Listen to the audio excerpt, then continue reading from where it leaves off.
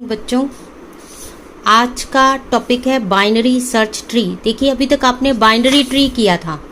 Actually tree के अंदर अलग अलग ट्रीज की प्रॉपर्टीज है। उन प्रॉपर्टीज के बेस पर हम उस ट्री का नाम दे रहे हैं। जैसे एक ट्री था कि भी जिसमें 0 से लेकर 2 तक चिल्ड्रन हो सकते हैं, तो हम उसको बाइनरी ट्री बोल रहे थे।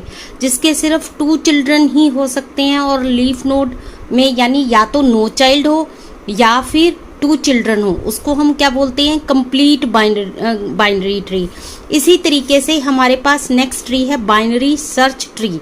हम इसको बाइनरी सर्च ट्री क्यों कहते हैं? क्योंकि एक तो इसकी प्रॉपर्टी बाइनरी ट्री वाली है, दूसरा हम इसमें सर्चिंग बहुत इजीली कर सकते हैं। ठीक है, सर्च इजी करने के लिए हमारे पास बाइनरी सर्च ट्री की 2 प्रॉपर्टीज हैं।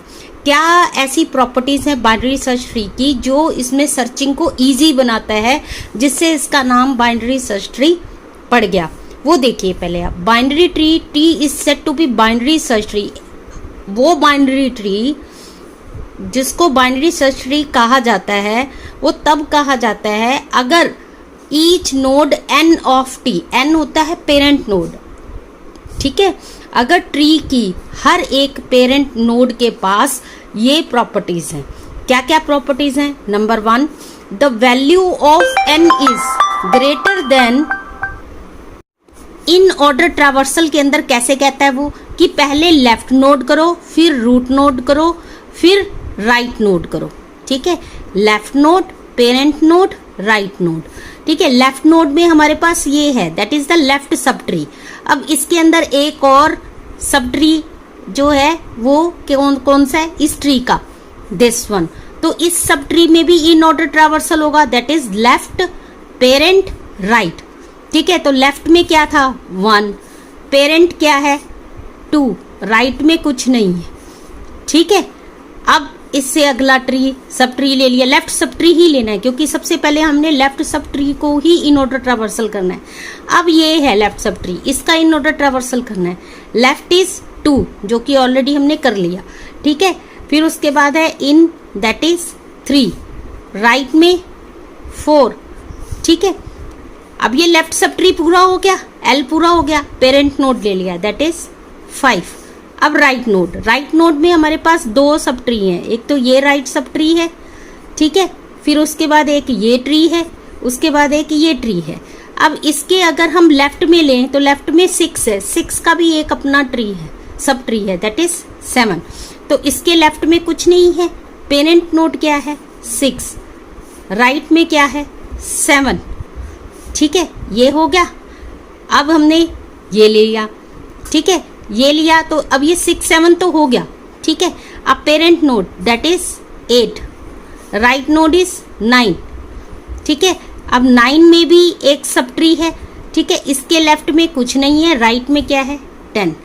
तो अगर आप इन ऑर्डर ट्रावर्सल देखें तो वो किस में है? इंक्रीजिंग ऑर्डर में है। 1 2 3 4 5 6 7 8 9 10। तो इसका मतलब जो हमारा बाइनरी सर्च ट्री होता है, अगर उसकी इन ऑर्डर ट्रावर्सल की जाए तो वो इंक्रीजिंग ऑर्डर में एलिमेंट्स बाहर आते हैं। ठीक है, दूसरी इसकी प्रॉपर्टी क्या है? जो इसका स्मॉलेस्ट एलिमेंट होगा वो लेफ्ट मोस्ट होगा और जो सबसे ग्रेटेस्ट एलिमेंट होगा वो राइट मोस्ट होगा। तो ये 2 इसकी प्रॉपर्टीज हैं। इसके अंदर 3 तरीके के ऑपरेशन किए जा सकते हैं। First is called as the insertion, second is called as the deletion, third is called as the searching. तो बाइनरी सर्च ट्री की 2 प्रॉपर्टीज हैं। पहला ये कि जो वैल्यू ऑफ n है वो ग्रेटर देन होना चाहिए लेफ्ट सब ट्री से, यानी ये जो रूट वैल्यू है वो लेफ्ट सब ट्री से तो बड़ी होनी चाहिए और राइट सब ट्री से छोटी होनी चाहिए, यानी इस रूट नोड के लेफ्ट में सारे छोटे और राइट में सारे बड़े एलिमेंट होने चाहिए। अगर आप हर एक पेरेंट नोड यानी n को देखिए तो उसमें भी यही चीज रहेगी। 3 को देखेंगे तो आपका जो लेफ्ट नोड है 2 वो 3 से छोटा है, लेकिन राइट नोड यानी 4 वो 3 से बड़ा है, यानी राइट बड़ा होना चाहिए और लेफ्ट छोटा होना चाहिए। तो 2 के लेफ्ट में 1 ये छोटा है। ठीक है, 5 के राइट में 8 बड़ा है, लेकिन 8 के लेफ्ट में 6 8 से छोटा है और 9 8 से बड़ा है। ऐसे ही 6 से छोटा यहाँ पर कोई नहीं है लेकिन 6 से बड़ा 7 है। यहाँ पर 9 से छोटा कोई नहीं है लेकिन 9 से बड़ा 10 है। ठीक है, तो इस तरीके से ये सारा जो ट्री है वो BST को फॉलो करता है। तो BST के मेनली जो एडवांटेज होता है वो क्या एडवांटेज होता है कि इसमें हम लोग रूट से कंपैरिजन करके किसी भी एलिमेंट को इजीली फाइंड आउट कर सकते हैं। प्रॉपर्टीज क्या है बाइनरी सर्च ट्री की?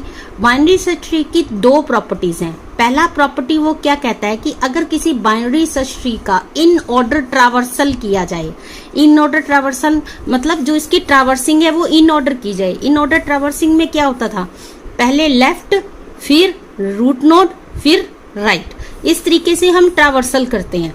तो लेफ्ट नोड में अगर हम जाएं तो लेफ्ट नोड में पहले ये सब ट्री आ गया, इसकी लेफ्ट में जाएं तो ये सब ट्री आ गया। तो इसमें सबसे पहले हमने लेफ्ट नोड ली दैट इज द 1, फिर हमारे पास इन नोड आई दैट इज द 2। ठीक है, तो ये वाला ट्री तो हो गया इन ऑर्डर ट्रावर्सल। अब इस वाले को इन ऑर्डर ट्रावर्सल करना है तो 2 तो हो गया लेफ्ट में, 3 रूट फिर 4 राइट। ठीक है, ये सारा लेफ्ट सब ट्री हो गया। अब फिर ये लेफ्ट सब ट्री पूरा हो गया अब इन ऑर्डर में, यानी ये रूट वाला इन दैट इज 5। तो 1 2 3 4 5। फिर उसके बाद ये वाला सब ट्री, इसमें कैसे आएगा 6 8 9। ठीक है, 5 के बाद आ गया 6 8 9 ऐसे होना चाहिए, लेकिन इसका जो सब ट्री है 6 का वो एक और है दैट इज दिस वन। ठीक है, इस सब ट्री में देखिए हमारे पास लेफ्ट में कुछ नहीं है तो 6 के बाद क्या आएगा 7। जब ये लेफ्ट ट्री हो जाएगा तो हमारे पास फिर से इन नोड आ जाएगी 8। 8 के राइट में है 9 और 9 के राइट में 10। मैं इसको दोबारा समझाना चाहती हूँ आपको इन ऑर्डर ट्रावर्सल को। ये देखिए, पहले तो हमारे पास ये मेन सब ट्री है, ठीक है, ये वाला। फिर उसके बाद एक सब ट्री ये हो गया हमारे पास, फिर एक सब ट्री ये हो गया। ठीक है, अब अगर हम देखें तो हमारे पास